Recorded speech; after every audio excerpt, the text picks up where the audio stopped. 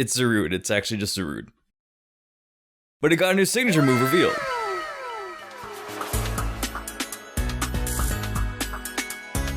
Zarude has just been revealed with a bunch of details being given about its existence, and sorry, I had to pause there for a second. I kind of wish I was revealed with that too. First on the list of Zarude features that's the biggest news brought to us for Zarude is its now revealed signature move that only it can learn, known as Jungle Healing. This is a grass type status move that heals the HP of both itself and its allied Pokemon, as well as curing everyone of any status conditions. So we've now got aromatherapy combined with some regular healing for the new Rogue Monkey. Personally, it's not the signature move I'd expect it to have as this feral looking creature. There can be a shift in personality for sure, where it's a jungle protector in both anger and serenity, and that would make sense for how wild it looks, but being very caring about its jungle buddies on the inside. But they could also be giving Zarude a dark type signature move that's an offensive type of signature attack to show off both its protective nature of all the plants and flowers in the jungle, with its offensive nature to also protect all the plants and flowers in the jungle, but with its fist this time. Could also just be relying on Darkest Lariat for this one, if they don't give it a signature move like that, but a rage-inducing dark signature Zarude move might be something they'd possibly add in.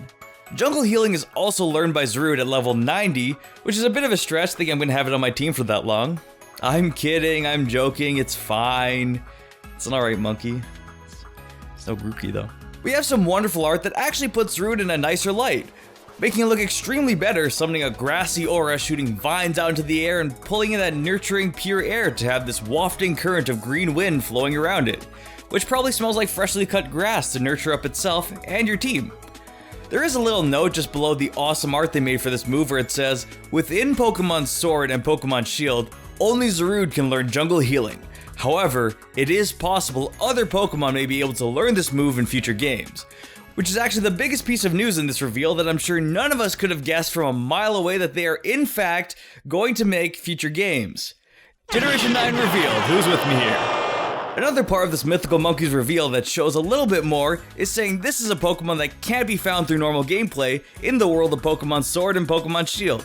Now that could just be a standard mentioning of it being a Pokemon you need given to you, but I'm really hoping they at least give you a small area to go with the DLC so you can encounter it in its natural habitat of a jungle. Even if it's just a small section like Darkrai's Island, but even without the boat and just seeing it stand there in the grassy nature of its jungle. That might be considered normal gameplay to a degree, but I think the fact that they're mentioning that and the drastic difference in being given a fitting section you can walk into and be able to find it standing there would add a lot more to this Pokemon than just being sent it via 5G. We have a few stats about it too. It's categorized as the Rogue Monkey Pokemon, has a weight of 104.3 pounds, a little too specific there for a bio, and its height is at 5'11". We're just going to round it up to 6 for a little bit more retention on Jungle Tinder, also known as Bumble. We also get a few updates on the description of Zarude, really personal descriptions of it actually.